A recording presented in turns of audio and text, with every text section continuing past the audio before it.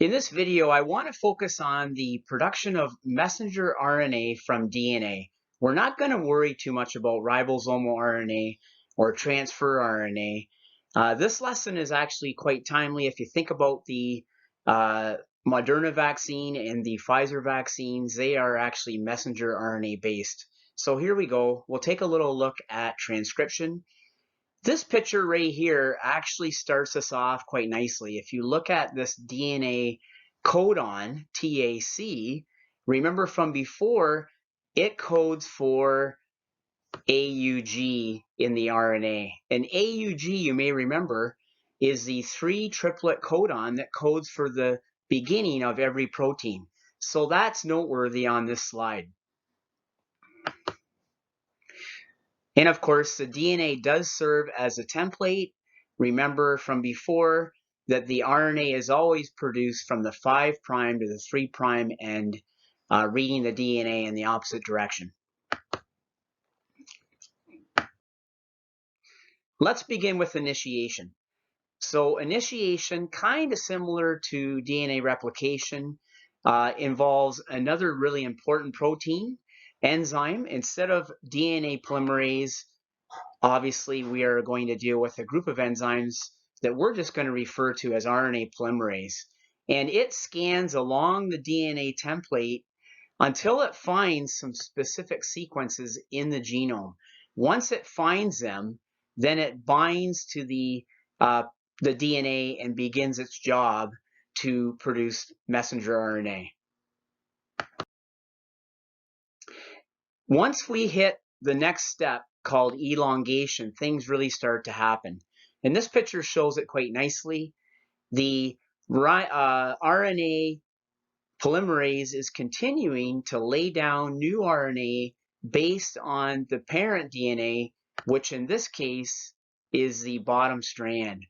So that bottom strand serves as a template for the RNA synthesis, but multiple rounds of transcription may occur so that many copies of that gene would be produced. So this is the idea behind elongation. Again, the message in this case, or the messenger RNA, is blue, and it is only single-stranded.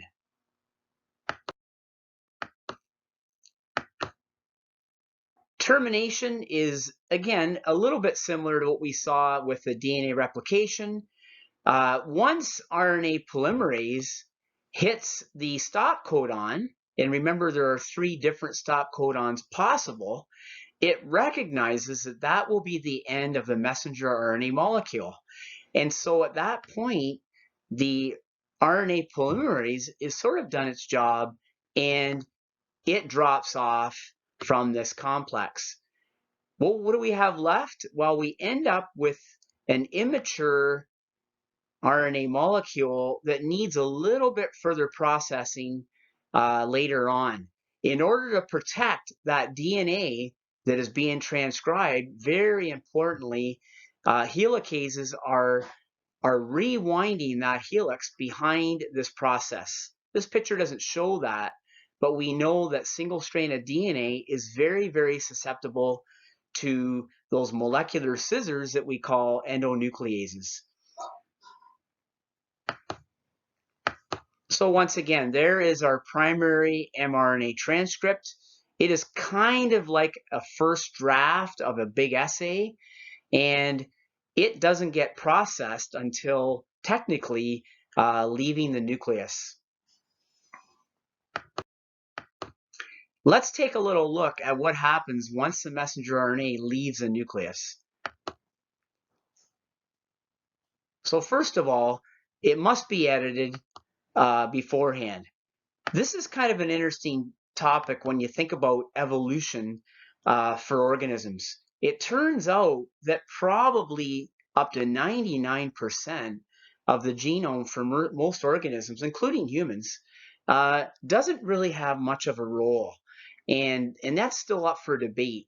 Is it evolutionary junk, kind of like having a whole bunch of old clothing in your closet that you no longer use? Or is it used once in a while? We don't really know much about it, but we do know that these introns have to be ultimately removed before we make protein. So once again, we don't know whether introns are strictly evolutionary junk that's no longer useful, but bottom line is we have to be able to excise or cut them out. And there are enzymes that do this job called spliceosomes, and we'll talk about that in the next slide. So here's a diagram that shows what I just referred to. At the very top, we have our original DNA, and this picture is not really drawn to scale because I just mentioned that the introns make up 99% of the DNA, and that is evolutionary junk. The exons, on the other hand, represent probably as little as 1% of the genetic code, and that is the material that we need to identify and isolate so it can ultimately be transcribed or translated into protein.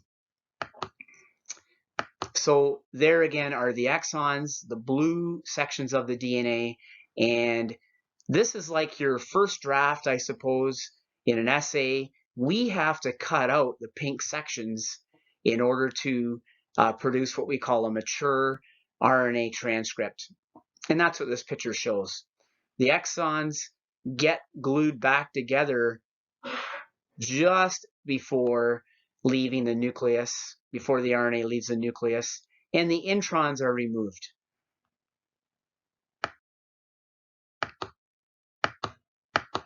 So once again, this slide just simply highlights the non-coding regions of the original DNA in our nucleus, known as introns, that need to be removed just prior to the mRNA leaving the nucleus. So there's our DNA.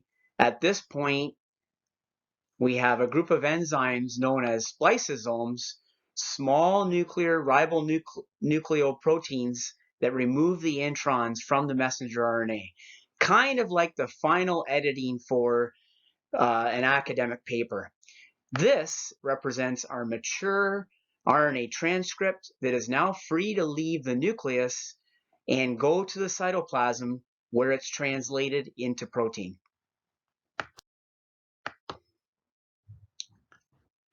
Well, there are a couple other things that have to happen to the messenger RNA before it can be translated. Firstly, at the beginning of that RNA transcript, which we're going to call the primary transcript, that is called a 5' cap. And what really happens here is 7 guanines are added to the very beginning of the primary transcript, and this kind of serves as a bunch of red flags, if you will. It allows the ribosome complex to actually recognize that this will be the beginning of where the protein needs to be produced from. Kind of an amazing thing if you think about it. If there's 100,000 proteins in our bodies that have to be produced, it's perhaps possible that we have 100,000 recognition sequences with these poly-G residues at the beginning. So that's at the 5' end of the messenger RNA. At the other end of the RNA, we have what's called a poly-A tail.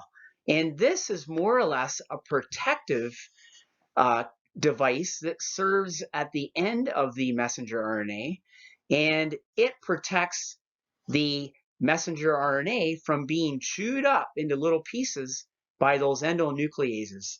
Once again, you'll remember that I said that single-stranded RNA is much more vulnerable to those molecular scissors than double-stranded DNA.